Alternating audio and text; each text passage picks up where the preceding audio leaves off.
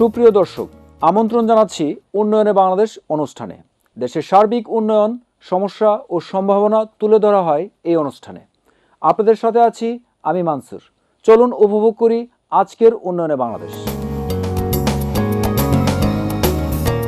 দর্শক, আজ আমাদের স্টুডিওতে অতিথি হিসেবে উপস্থিত আছেন দুর্যোগ ব্যবস্থাপনা অধিদপ্তরের মহাপরিচালক মোহাম্মদ মিজানুর রহমান। আমরা ডিজি মহোদয়ের সাথে কথা বলবো। তার আগে দুর্যোগ ব্যবস্থাপনা অধিদপ্তরের কার্যক্রম নিয়ে একটি বিশেষ প্রতিবেদন দেখব। চলুন প্রতিবেদনটি দেখি।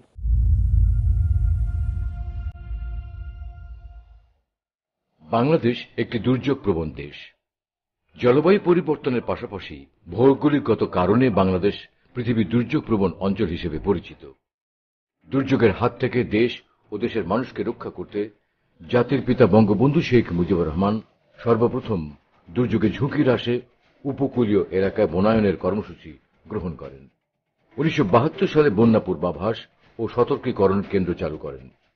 জনগণের জানমাল রক্ষা করার জন্য নির্মাণ করেন মুজিব কিল্লা এবং দুর্যোগ মোকাবেলায় উন্নত টেলিযোগাযোগ নিশ্চিত করার জন্য 1975 সালে বেতবুনিয়ায় ভূ উপগ্রহ কেন্দ্র স্থাপন করেন, যা টেলিযোগাযোগের ক্ষেত্রে এক যুগান্তকারী পদক্ষেপ এবং বিজ্ঞান মনস্ক আধুনিক জাতি গঠনে বঙ্গবন্ধুর দূরদর্শী চিন্তার প্রতিফলন।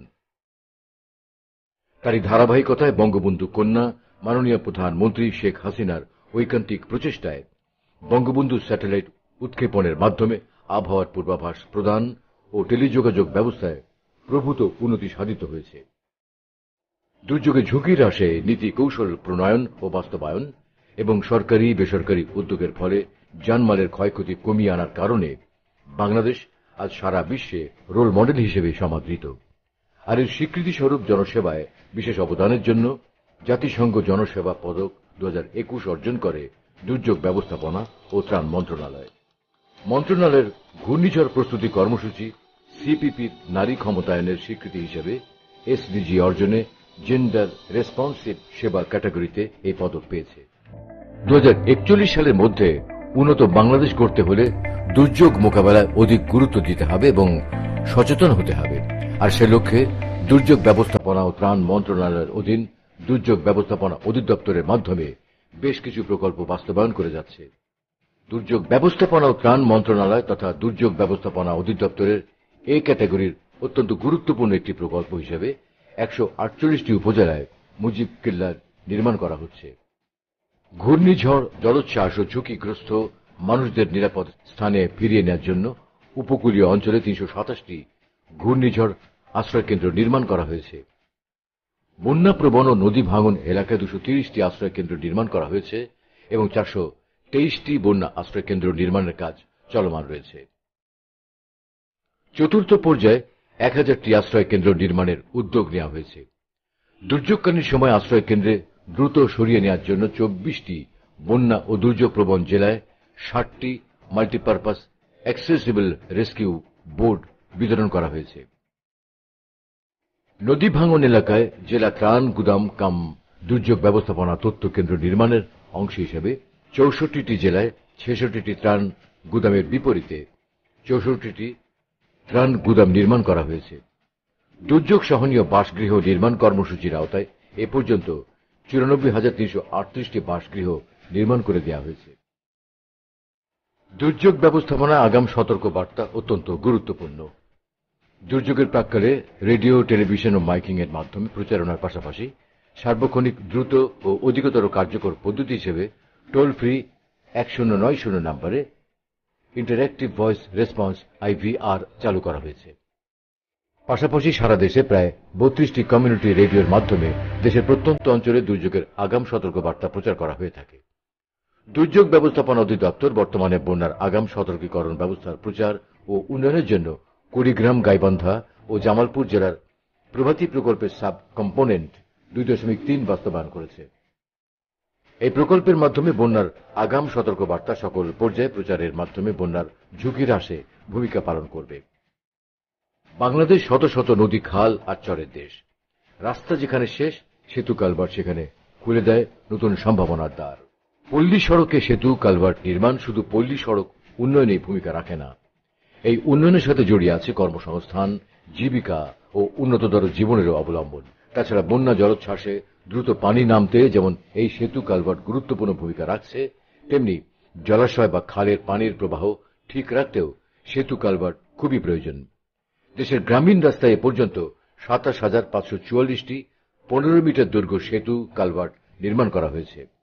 এছাড়া গ্রামীণ রাস্তা টেকসই করার জন্য 4,268 কিলোমিটার রাস্তা এইচবিবি করা হয়েছে এবং 1,320.42 কিলোমিটার রাস্তা প্রক্রিয়াধীন রয়েছে। এছাড়া জাইকা প্রকল্পের আওতায় 2020-21 এবং 2021-22 অর্থ বছরে গৃহীত 24টি জেলায় ডিডিএম এর আওতায় 490 কিলোমিটার গ্রামীণ রাস্তার সংস্কার ও মেরামত, এলজিইডির মাধ্যমে 18.39 কিলোমিটার রাস্তা পাকাকরণ এবং বাংলাদেশ পানি উন্নয়ন বোর্ডের মাধ্যমে 59 কিলোমিটার বেড়িবাঁধ নির্মাণ ও সংস্কার কাজ চলমান রয়েছে। সেন্দাই ফ্রেমওয়ার্ক এর আলোকেই দুর্যোগ ব্যবস্থাপনা ও ত্রাণ মন্ত্রণালয় এবং দুর্যোগ ব্যবস্থাপনা অধিদপ্তর নিরলসভাবে কাজ করে যাচ্ছে। বর্তমান সরকার গত কয়েক বছরে প্রাকৃতিক ও মানবসৃষ্ট দুর্যোগ মোকাবেলায় অভাবনীয় সাফল্য দেখিয়েছে।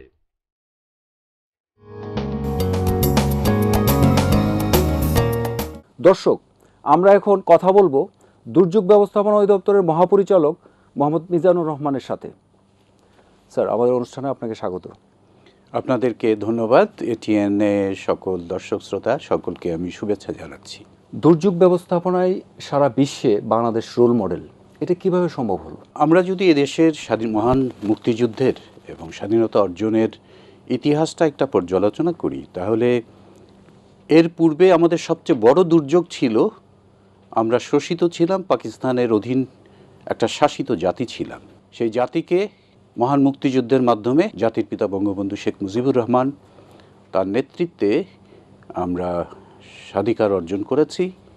এটি আমাদের সবচেয়ে বড় অর্জন এবং মহাদুর্যোগ থেকে আমরা রক্ষা পেয়েছি তার সেদিনকার সেই মুক্তিযুদ্ধের নেতৃত্বের মাধ্যমে। এটি আমাদের সবচেয়ে বড় অর্জন।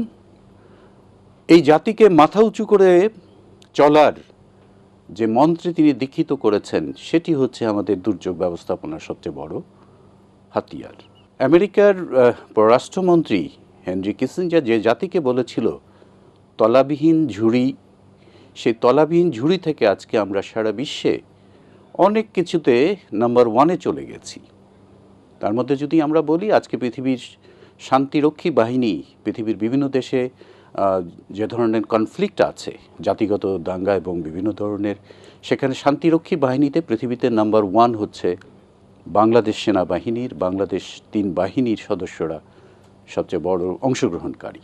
এটি একটি বিশাল অর্জন। সেই জাতির আজকে নেতৃত্বে আছে সুযোগ্য ভিশনারি নেতৃত্ব, বঙ্গবন্ধু লিগেসি অফ ব্লাড, তারই রক্তের উত্তরাধিকারী মাননীয় প্রধানমন্ত্রীর নেতৃত্বে আজকে পৃথিবীর মাঝে আমরা মধ্যম আয়ের দেশ ইতিমধ্যে অর্জন আমরা করেছি। সেই অবস্থান আমাদের আসছে। 2031 সালে আমরা উচ্চ মধ্যম আয়ের দেশ পরিণত হব।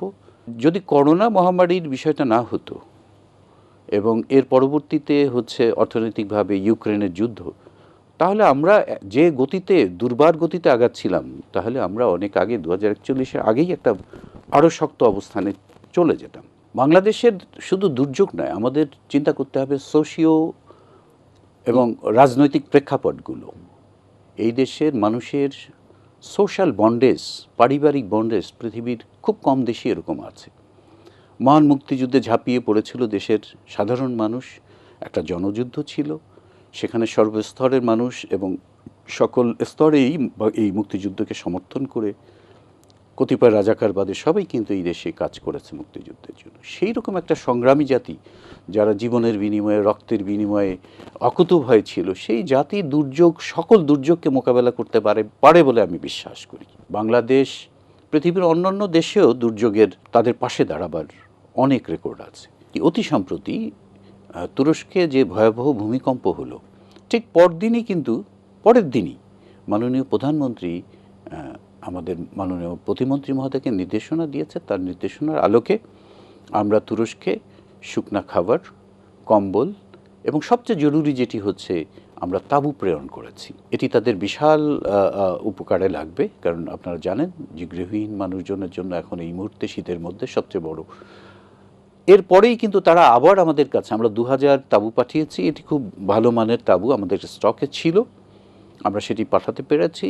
আর পরের দিনই কিন্তু তারা আরও 10,000 তাঁবু আমাদের কাছে রিকুইজিশন দিয়েছে, তাদের চাহিদা জানিয়েছে। এটি পাঠানোর সব প্রক্রিয়া চলতেছে, আজকেও কিছু গেছে, আগামীকালকেও যাবে। তার মানে এত কুইক রেসপন্ড।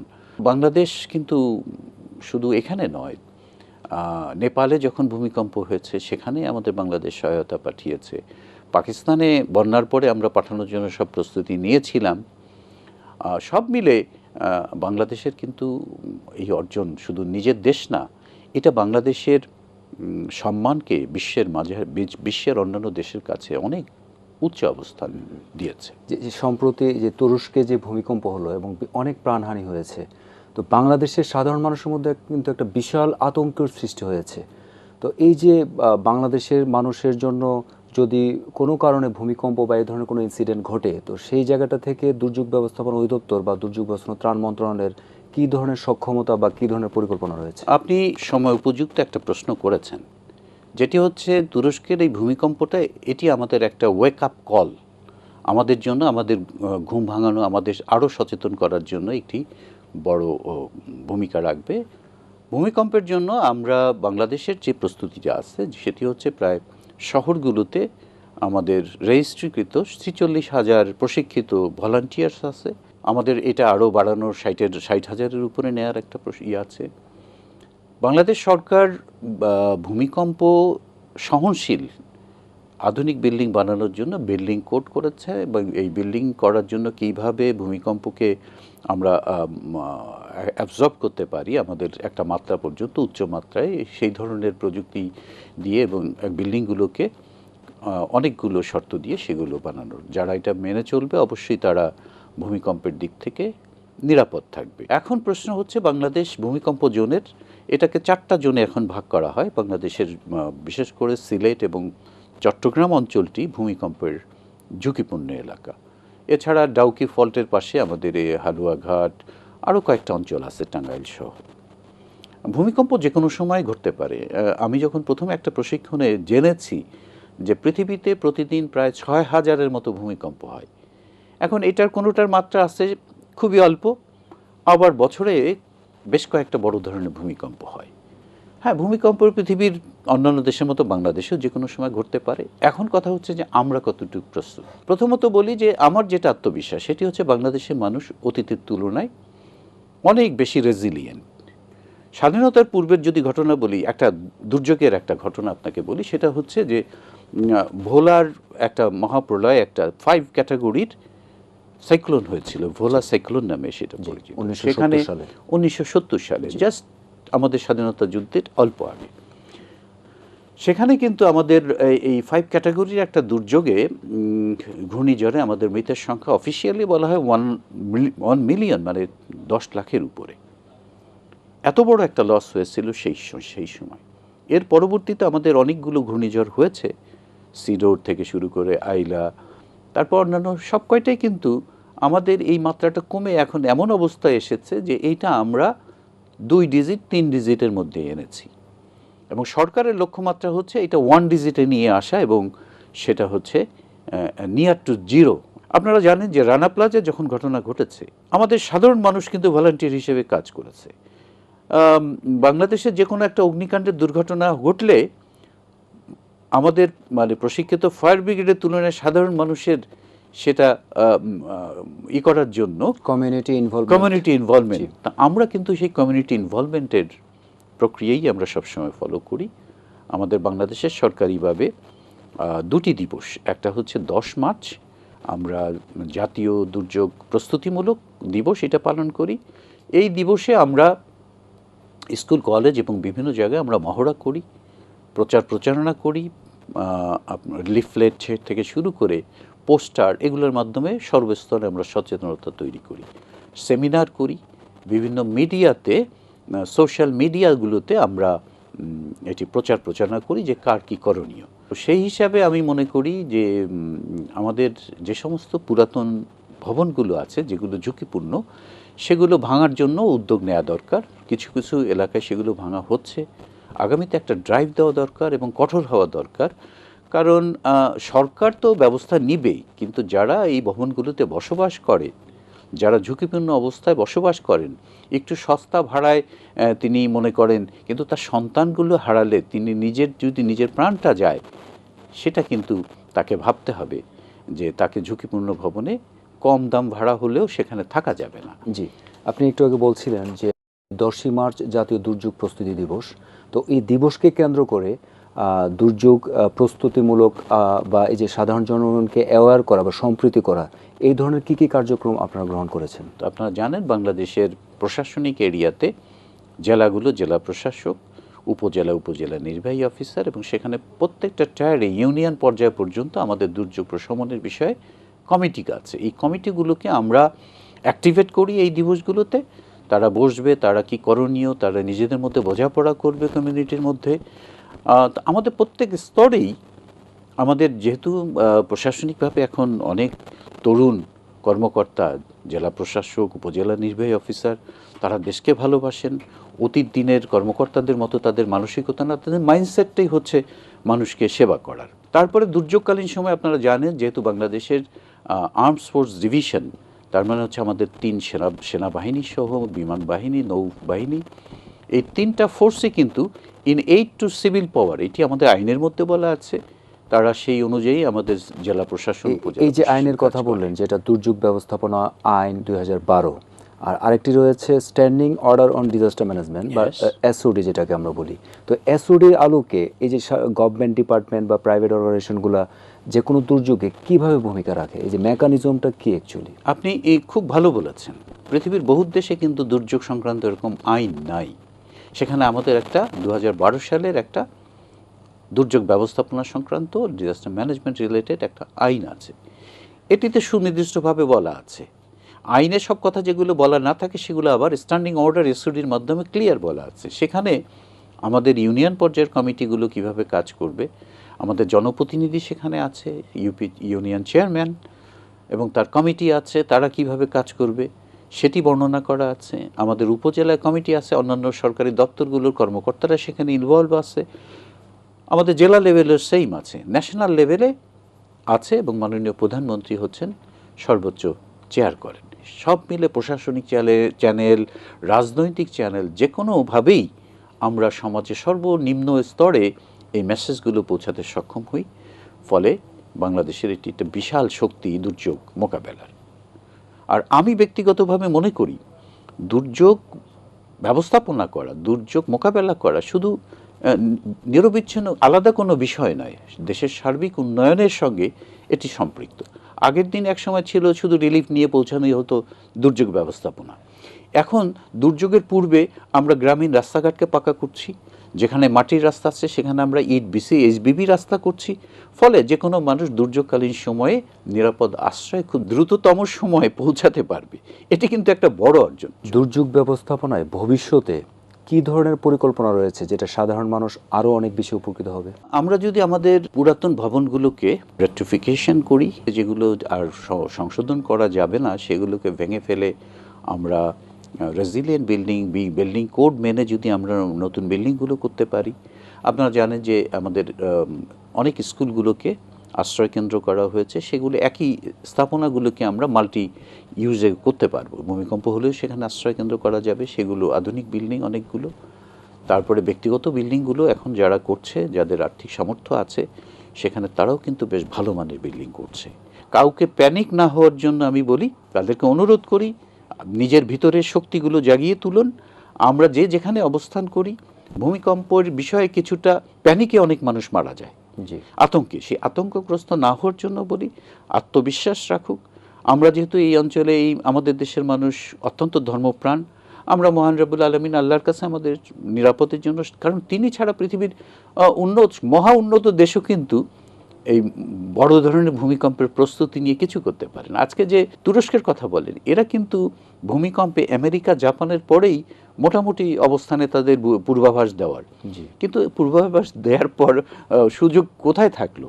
কারণ এত দ্রুততর সময়ে, আর এটা ক্যাসকেডিং ইফেক্ট আছে। ভূমিকম্প ইটসেলফ সে তো মানুষ মারে না, সে হয়তো ঝাঁকি দিল, কিন্তু ঝাঁকির ফলে তো বিল্ডিং পড়ে গেল। জি। বিল্ডিং গুলো যদি আমরা নড়বড়ে বানাই, মানে সহনশীল না বানাই, জাপানে তো অনেক উচ্চমাত্রায় 8 পর্যন্ত 8.5 পর্যন্ত তাদের বিল্ডিংগুলো খুব সুন্দরভাবে কোপ করে না। যেমন আমাদের বড় একটি অর্জন হচ্ছে, জাতির গর্ব হচ্ছে আমাদের পদ্মা ব্রিজ।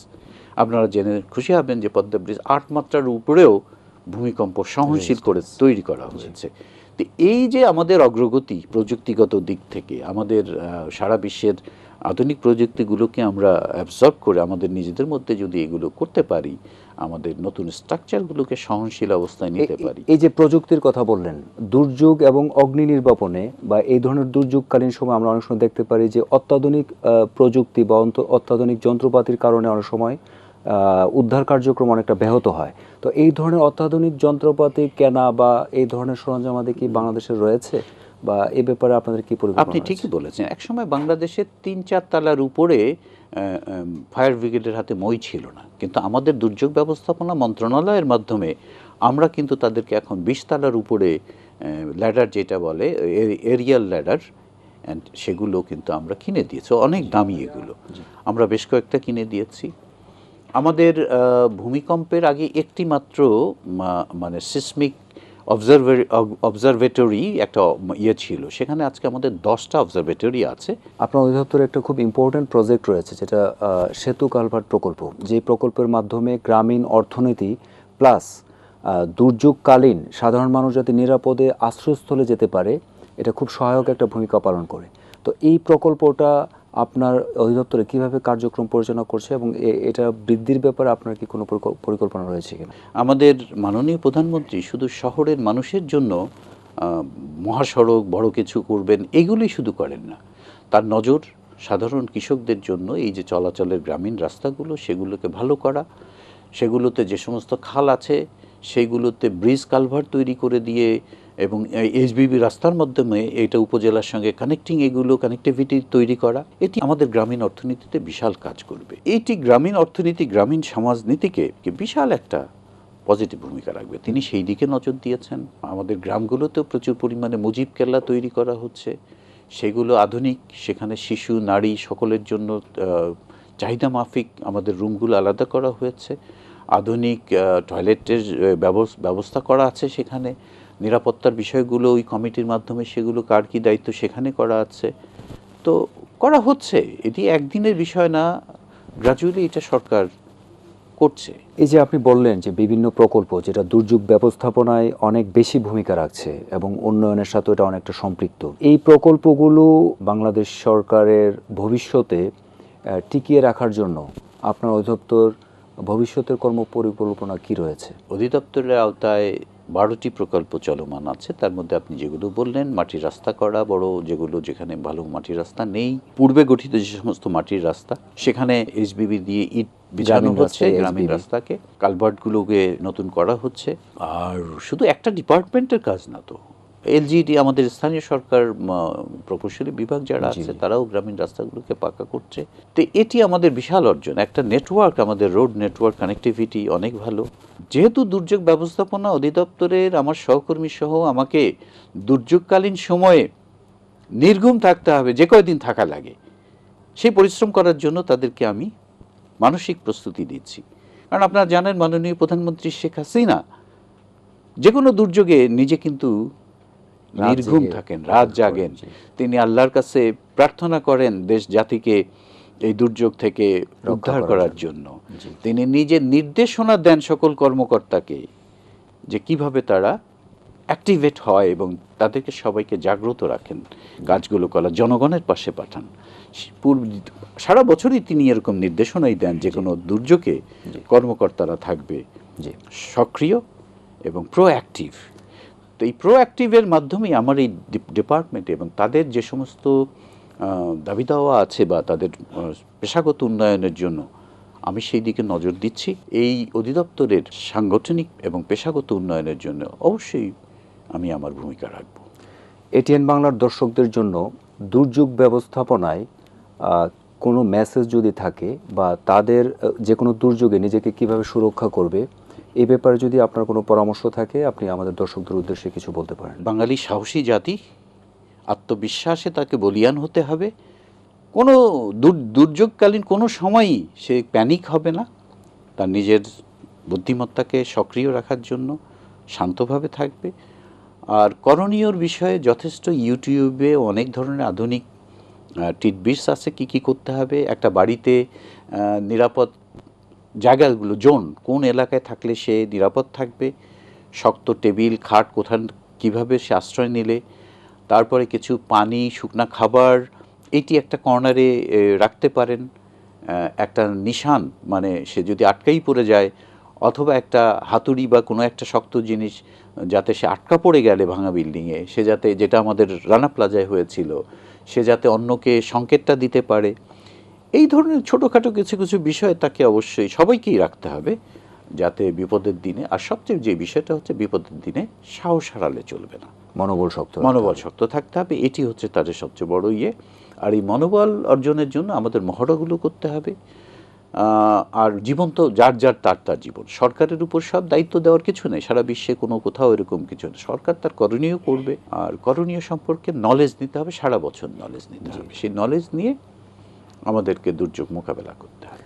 আপনার অনেক মূল্যবান কথা শুনছিলাম। সময় স্বল্পতার জন্য আমাদের অনুষ্ঠান আজ এখানেই শেষ করতে হচ্ছে। কষ্ট করে আমাদের অনুষ্ঠানে আসার জন্য আপনাকে অসংখ্য ধন্যবাদ। আপনাকেও ধন্যবাদ। এটিএন বাংলাকে এবং তার টোটাল টিমকে আমি ব্যক্তিগত এবং আমার অধিদপ্তরের পক্ষ থেকে তাদেরকে ধন্যবাদ জানাচ্ছি, কৃতজ্ঞতা জানাচ্ছি। আমরা সবাই একযোগে ইনশাআল্লাহ আগামীতে সুন্দর বাংলাদেশ, উন্নত বাংলাদেশ করার জন্য, স্মার্ট বাংলাদেশ করার জন্য একযোগে কাজ করব। তাহলেই আমাদের অগ্রগতি হবে, উন্নতি হবে। আপনাকে ধন্যবাদ। দর্শক, গ্রামীণ জনপদের উন্নয়নের উপর নির্ভর করে দেশের সার্বিক উন্নয়ন। গরিব জনগোষ্ঠীর বসবাসের সুবিধার জন্য যেমন ঘর নির্মাণ করে দেওয়া হয়েছে, ঠিক তেমনি জনসাধারণের যাতায়াতের সুবিধার জন্য সেতু, কালভার্ট ও রাস্তা নির্মাণ করা হয়েছে। ঝড়, বন্যা, জলোচ্ছ্বাসের হাত থেকে বাঁচাতে যেমন ফ্লাড শেল্টার ও মুজিব কিল্লা নির্মাণ করা হয়েছে, ঠিক তেমনি আর্থসামাজিক উন্নয়নের দিক বিবেচনায় আয়ের ক্ষেত্র তৈরি করে দেওয়া হয়েছে। এমন তথ্যই উঠে এসেছে দুর্যোগ ব্যবস্থাপনা অধিদপ্তরের মহাপরিচালক মহোদয়ের কথায়। এভাবেই এগিয়ে যাবে দেশ। সবাই ভালো থাকুন, সুস্থ থাকুন। আল্লাহ হাফেজ।